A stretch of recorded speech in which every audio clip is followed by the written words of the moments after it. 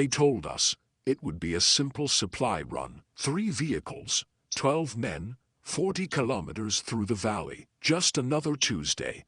In a place where peace was a word people whispered like a prayer that never got answered. My name is Marcus Webb, former captain, 3rd Battalion. But that title doesn't matter anymore. What matters is what happened on Route 7, and why I'm the only one who came back to tell you about it. This isn't a story about heroism. Not really. It's about the moment when everything you thought you knew about courage, loyalty, and duty gets turned completely upside down. It's about the hardest lesson I ever learned, and I learned it from the man I trusted least. Let me take you back to that morning, September 14th. The air was already heavy with heat.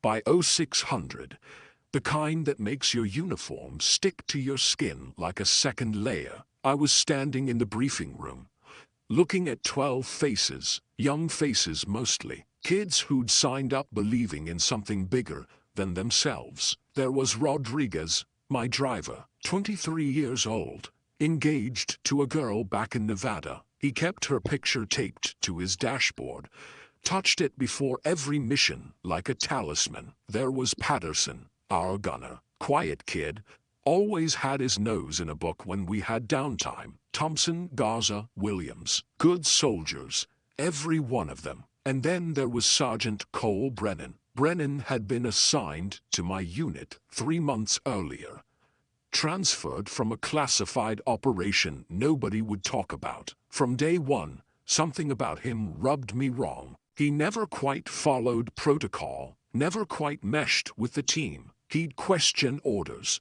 take his time responding to commands, and he had this look in his eyes, like he was always calculating something the rest of us couldn't see. I didn't trust him, and I made sure he knew it. The briefing was standard. We were transporting medical supplies and equipment to Forward Operating Base Phoenix, a small outpost that had been taking sporadic fire for weeks. Intelligence said the route was clear. Taliban activity had shifted north. We'd have air support on standby, but they didn't expect we'd need it. They were wrong about a lot of things that day. We rolled out at 0700 sharp, 3 MRAPs, mine-resistant vehicles built like tanks. I was in the lead vehicle, with Rodriguez driving and Brennan in the back. The other 2 trucks followed at 50-meter intervals, exactly by the book. The valley stretched out before us, beautiful in that harsh, unforgiving way that deserts are. Brown mountains rose on either side, ancient and indifferent to the small human conflicts playing out in their shadows. The sun climbed higher, turning the sky white with heat. For the first hour, everything was routine. We passed a village, kids waving at us from behind compound walls, farmers in their fields, looking up briefly before returning to their work. This was the strange normalcy of war, moments of complete peace, punctuated by sudden, shocking violence. Rodriguez was telling me about his wedding plans. Small ceremony, he said, just family. They were thinking about having it near Lake Tahoe. Maybe in the fall, when the leaves changed color. I remember smiling, telling him to make sure he invited the whole unit. I remember the exact moment when everything changed. The lead MRAP shuddered, not from an explosion, something else. Rodriguez's hands tightened on the wheel. Engine stuttering, sir, he said, concern creeping into his voice. I checked the gauges, temperature spiking, oil pressure dropping. This wasn't combat damage. This was mechanical failure. The worst thing that can happen to a convoy in hostile territory. Pull over, I ordered. Signal the other vehicles. We came to a stop on a slight rise, the road stretching away in both directions. The 2 vehicles behind us pulled up, and I called the team leaders over for a quick conference. We were at kilometer 22, halfway to Phoenix. If we could fix it fast, we'd be fine. If not, we'd need to call for recovery and that would take hours. Hours we might not have. Thompson, our mechanic, dove under the hood, while the rest of us set up a defensive perimeter. This was textbook stuff. Guns pointed outward, every man covering his sector. But I had this feeling, you know, that tingle at the base of your skull, that every soldier learns to recognize. The one that says something's wrong. Brennan approached me, his rifle slung across his chest. "Captain, we need to move. Now, we have a vehicle down, Sergeant. We're not leaving equipment for the enemy. That vehicle is a death trap right now, sir. We're sitting ducks." I turned on him, my frustration boiling over. "I don't recall asking for your tactical assessment, Sergeant. Get back to your position." He stared at me for a long moment, something unreadable in his eyes. Then he nodded slowly and walked away. I watched him go, irritation burning in my chest, always questioning, always pushing. Thompson called out, "Fuel line's cracked, sir. I can patch it, but I need 20 minutes, maybe 30. I checked my watch. "You've got 20, not a second more." That's when the first shot rang out. Patterson went down immediately, a round catching him in the shoulder. He dropped behind the MRAP, and the valley erupted into chaos. Gunfire came from both ridges, perfectly positioned to create a crossfire. We'd driven straight into an ambush, but not a random one. This was prepared, coordinated.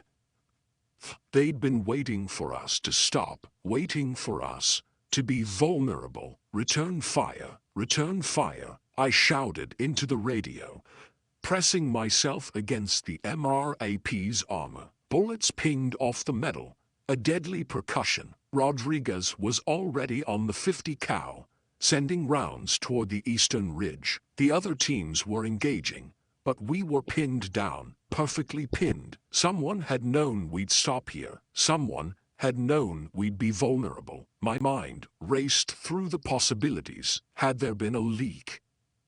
Had someone on base compromised our route? The intelligence said this area was clear. We'd trusted that intelligence. And then I saw Brennan. He wasn't firing. He was moving toward the rear of the convoy, low and fast, and he had something in his hand, a radio, not our standard issue, something else. Everything clicked into place with horrible clarity. The mechanical failure, the perfect ambush, Brennan's constant questioning, his resistance to following orders. He'd been working against us from the inside. Rage flooded through me, hot and blinding. I pulled my sidearm and moved after him, keeping low as rounds tore through the air above me. He was behind the last MRAP now, speaking urgently into that radio, in a language I didn't understand. "Brennan," I shouted, my weapon trained on his center mass. "Drop it, drop the radio now." He turned, his hands going up slowly. The radio fell to the ground. His face was calm, infuriatingly calm. "Captain, I know how this looks. You're a traitor," I spat. "You set us up. You've been feeding them information. Webb, listen to me.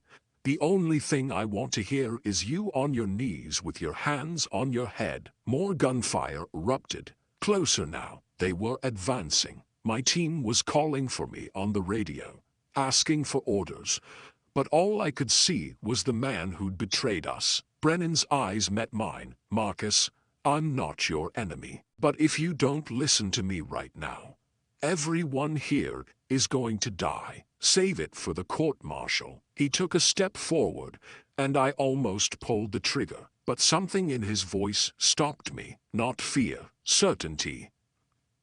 "I'm CIA," he said quickly. "Embedded asset. I've been running a network of informants in this valley for 8 months. I'm not the traitor, Webb. Someone on our base is. Someone who knew our route, knew our schedule, and fed it directly to the enemy. That's why they're here. That's why we're in a perfect kill box. My weapon didn't waver. Prove it." "I don't have time to prove it. In about 3 minutes, 2 technicals are going to come down that road with 50 cal guns and more men than we can handle. The only reason we're still alive is because I told my asset to hold them off.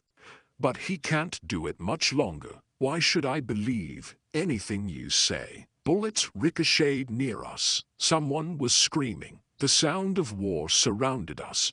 But in that moment, it was just the 2 of us, 2 men, and a choice that would determine whether anyone saw tomorrow. Brennan's jaw tightened because 3 days ago, I reported my suspicions about the leak to Langley, and yesterday, someone tried to kill me in my bunk. The knife missed my throat by 2 inches. I've been waiting for the trap to spring, hoping I could get us out before it closed completely. Why didn't you warn us? Why didn't you abort the mission? I tried, he said, and there was frustration in his voice now. Every objection I raised, every time I questioned the orders, I couldn't tell you the truth without blowing my cover and endangering my network. People who've risked everything to help us. But I've been trying to keep us alive. The radio in my hand crackled. Rodriguez's voice strained. Captain, we need orders. They're flanking us on the west side. Decision time. Trust the man I'd suspected, or follow my instincts and secure him. One choice meant possibly losing everyone. The other meant possibly dying, because I believed a lie. I thought about Patterson, bleeding behind the MRAP, about Rodriguez and his fiancée, about all the men who depended on me to make the right call. Sometimes leadership isn't about being right, it's about making a choice and living with the consequences. I lowered my weapon. Talk fast. Relief flickered across Brennan's face. He grabbed the radio. There's a wadi, a dried riverbed, 300 meters south. It's deep enough for cover and leads to a ridge where we can hold until air support arrives. But we need to move now, and we need to leave the vehicles. Leave the vehicles. We'll be exposed. We're already exposed, but they expect us to hold position. If we move fast, we can slip out before they tighten the noose. Every instinct I had screamed against it. Leave our armor, our heavy weapons. But Brennan's eyes were steady, and somewhere in my gut, I knew he was telling the truth. I made the call. All units, this is Webb. We're abandoning vehicles and moving to the wadi, south of our position. Grab ammunition, water, and the wounded. 60 seconds, then we move. No arguments. The responses came back shocked, but compliant. These were good soldiers. They trusted me, even when the order seemed insane. We moved like hell was chasing us, because it was. Patterson, hit but mobile, was half carried by Williams. Thompson grabbed medical supplies. Everyone took what they could carry, and we left those MRAPs behind, like steel coffins. Brennan led us down the slope, moving with a confidence that spoke of pre-planned routes and reconnaissance. The wadi appeared just where he said it would, a natural trench carved by ancient floods. We'd barely dropped into cover when the world behind us exploded. The lead MRAP, the one we'd been sheltering behind minutes before, erupted in a fireball. RPG, probably. Then the others followed in quick succession. If we'd stayed, we'd all be dead. We moved through that wadi like ghosts, Brennan navigating through turns and forks with practiced ease. The gunfire grew distant, confused. They were hitting empty vehicles, wasting ammunition on metal and glass. After 30 minutes of hard movement, we reached a defensible position on a ridge. Brennan got on that CIA radio and called in our coordinates. Real air support, not the standby we'd been promised. Apache helicopters appeared within 15 minutes, and suddenly the hunters became the hunted. We held that ridge for 3 hours until extraction came. Not a single additional casualty beyond Patterson's shoulder wound. In the helicopter out, Rodriguez leaned over to me and shouted above the rotor noise, "That was the craziest thing I've ever seen, sir. abandoning the vehicles. I looked at Brennan, strapped in across from me. He gave me the smallest nod. Sometimes, I shouted back, the bravest thing you can do is trust someone you don't want to trust. The investigation that followed revealed the full truth. A logistics officer on our base, buried in debt to local criminals, had been selling intelligence for months. Routes, schedules, vehicle manifests, everything the enemy needed to plan perfect ambushes. He'd set up 3 previous convoys before ours. All had taken casualties. Brennan had suspected him, but couldn't prove it without risking his intelligence network. Networks that had saved countless lives, prevented attacks, located high-value targets. His cover was worth more than 1 convoy.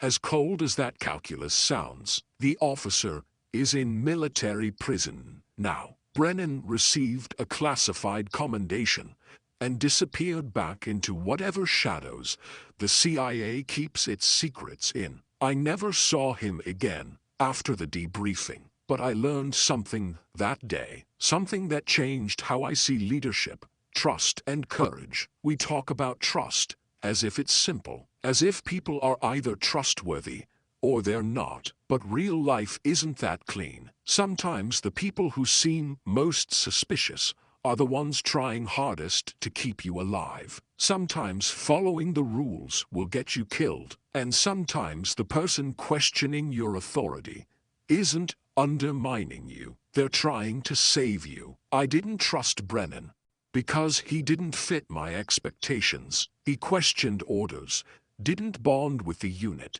operated outside the comfortable boundaries I'd established. Everything about him triggered my instincts for suspicion. But my instincts were wrong, not about the danger. There was definitely a traitor, but about who it was. The real traitor looked like everyone else, followed orders perfectly, never caused problems, smiled and joked, and blended in seamlessly. That's what made him dangerous. That's what made him effective. Leadership isn't about surrounding yourself with people who agree with you. It's not about creating a team that thinks like you, acts like you, responds like you. That's not strength. That's echo chamber.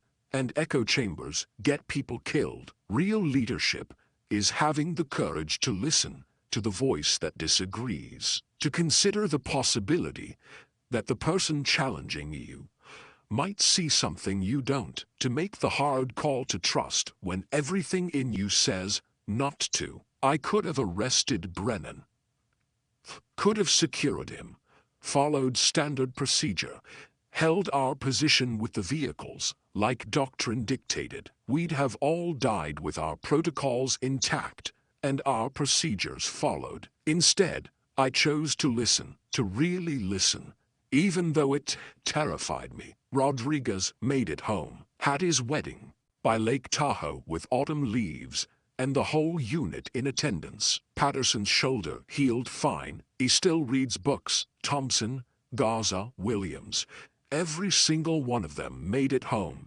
because I made a choice to trust someone I didn't want to trust. That's the lesson. Not that trust is easy. Not that you should trust everyone blindly. But that real courage sometimes means acting against your instincts. It means being willing to be wrong about your certainties. The enemy that day wasn't just the fighters on those ridges. It was my own rigidity, my own unwillingness to see beyond my prejudgments. That almost killed us more surely than any ambush. When you're leading people, when lives depend on your decisions, you can't afford the luxury of comfortable assumptions. You have to stay open, stay flexible, stay willing to hear the dissenting voice, especially when it makes you uncomfortable. Because sometimes the person who seems like your biggest problem is actually your only solution. I think about Brennan sometimes, wonder where he is, what shadows he's operating in now. I never got to thank him properly, never got to apologize for the months of distrust, the constant suspicion. But I honor what he taught me every day, in how I lead, in how I listen, in how I choose to see people, not for how they fit my expectations, but for what they're actually trying to do. Route 7 changed me. That valley, that ambush, that impossible choice. It stripped away my certainty and left me with something better.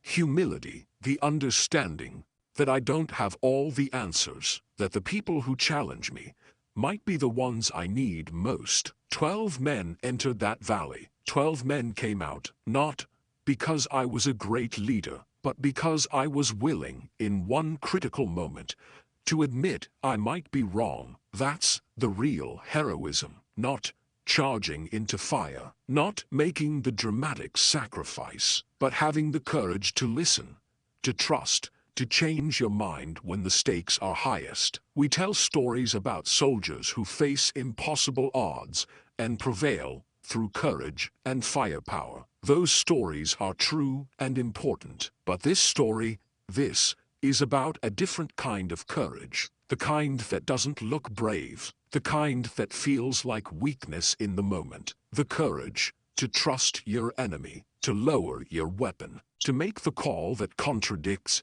everything you thought you knew. That's the courage that saves lives. That's the courage that matters. And that's the lesson I learned on Route 7, from a man I didn't trust, in a moment when trust was the only thing that could save us. Remember that when you're leading, when you're making decisions, when someone's challenging you, and every instinct says to shut them down, remember that sometimes the voice you least want to hear is speaking the truth you most need to know. Trust isn't comfortable. Leadership isn't comfortable. But comfort doesn't win battles. Comfort doesn't bring people home. Courage does, even when it looks like surrender, especially then.